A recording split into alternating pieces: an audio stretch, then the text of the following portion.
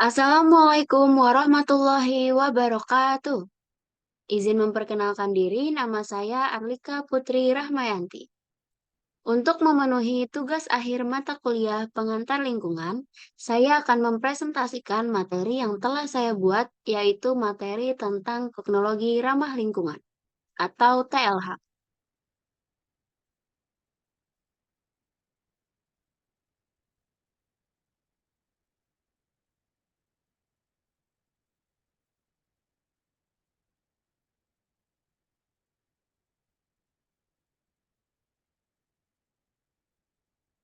Berikut ada 3 ilustrasi foto yang berkaitan dengan teknologi ramah lingkungan. Ada 3 topik utama yang akan kita bahas, yaitu yang pertama definisi TRL, yang kedua tujuan TRL, dan yang terakhir penerapan TRL. Definisi TRL. Teknologi ramah lingkungan atau green technology merupakan bentuk penerapan teknologi yang memperhatikan prinsip-prinsip pelestarian lingkungan. Teknologi tersebut bertujuan untuk memberi kemudahan dan pemenuhan kebutuhan manusia. Tujuan. Teknologi ramah lingkungan bertujuan untuk menghasilkan berbagai produk dan jasa untuk kepentingan manusia dengan memanfaatkan sumber daya alam yang dapat diperbaharui dan tidak menghasilkan limbah yang membahayakan lingkungan. Penerapan.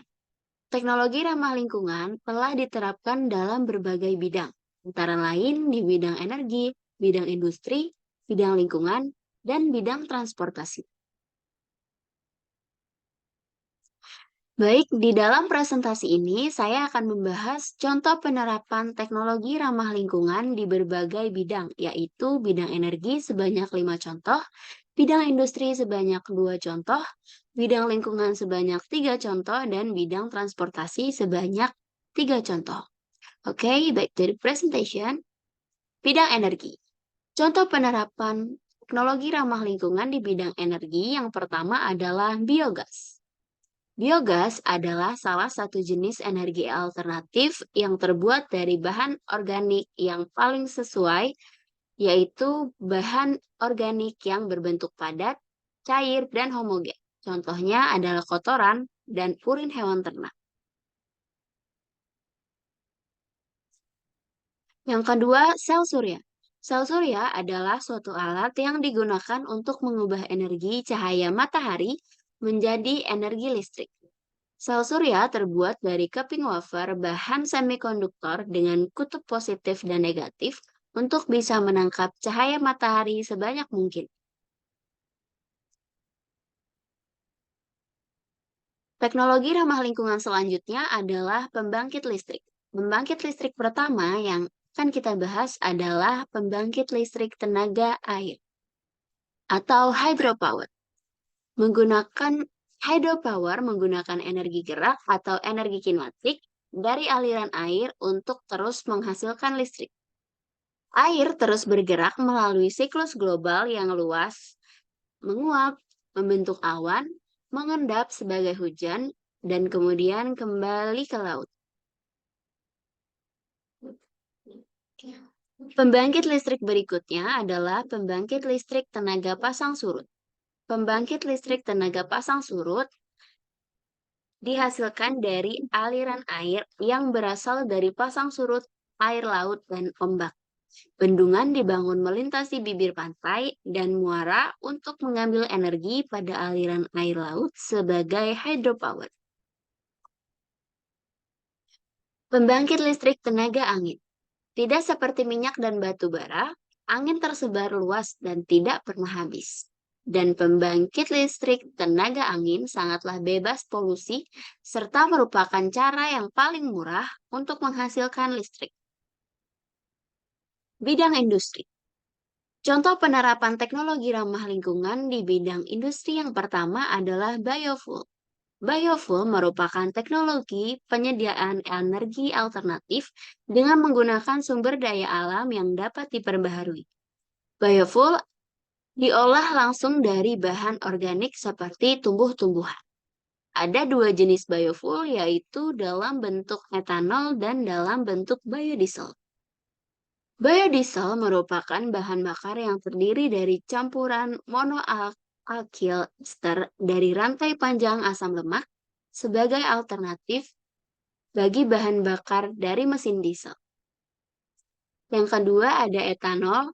Etanol adalah cairan yang mudah menguap, mudah terbakar, tidak berwarna, dan merupakan alkohol yang paling sering digunakan dalam kehidupan sehari-hari.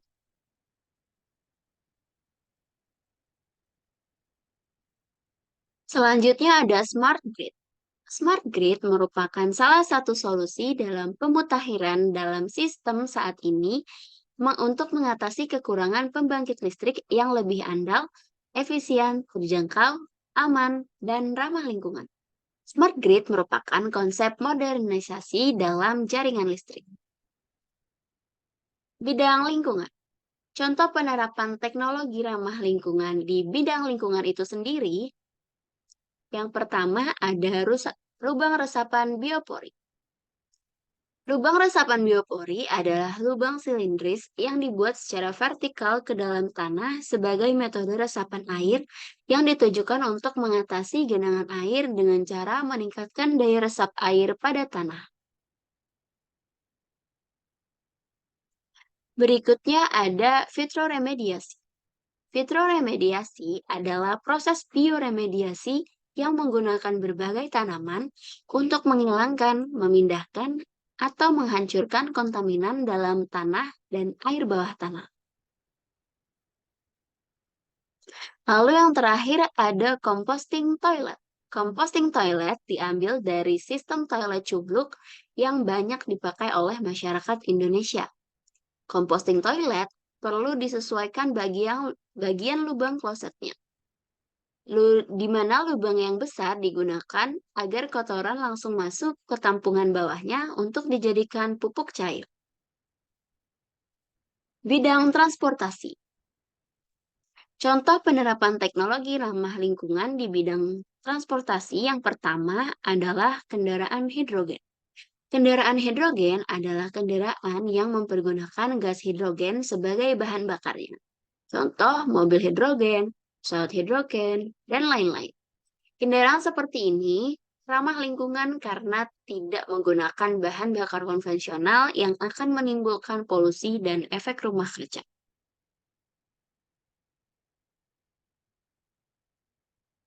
Lalu berikutnya ada mobil tenaga surya. Mobil tenaga surya, solar car atau tenaga matahari adalah tipe kendaraan listrik yang memakai tenaga matahari untuk sumber dayanya. Daya matahari ditangkap dengan memakai panel sel surya, lalu dipakai untuk menggerakkan motor listrik yang berperan untuk memutar roda. Teknologi ramah lingkungan di bidang transportasi yang terakhir yang akan kita bahas di sini adalah kendaraan listrik. Kendaraan listrik adalah kendaraan yang menggunakan satu atau lebih motor listrik atau motor traksi sebagai tenaga penggeraknya. Contoh kendaraan listrik salah satunya adalah mobil listrik. Jika dibedakan dari caranya mendapatkan tenaga mobil listrik terdiri dari tiga jenis, yaitu jenis yang pertama adalah mobil listrik yang mendapatkan tenaga dari stasiun pengisian luar. Yang kedua, mobil listrik yang mendapatkan tenaga dari listrik yang disimpan tenaga awalnya dari sumber luar. Dan jenis yang ketiga adalah jenis mobil listrik yang mendapatkan tenaga listriknya dari generator listrik, misalnya mesin pembakaran dalam, atau disebut juga kendaraan listrik hibrida.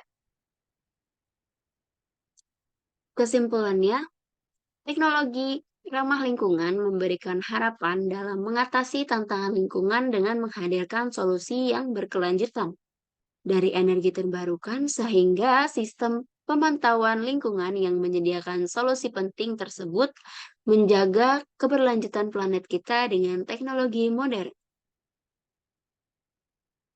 Ini adalah sumber materi penyusun presentasi ini, yaitu sumber yang pertama adalah artikel Teknologi Ramah Lingkungan by Aryan Fadli SSI.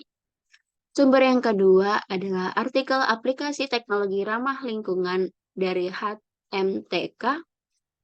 Sumber ketiga ada artikel karya Kadek Fendi Sutisna yang berjudul Pembangkit Listrik Tenaga Air. Sumber yang keempat adalah artikel dari Smart Grid Indonesia yang diluncurkan tahun 2021 berjudul Energi Baik.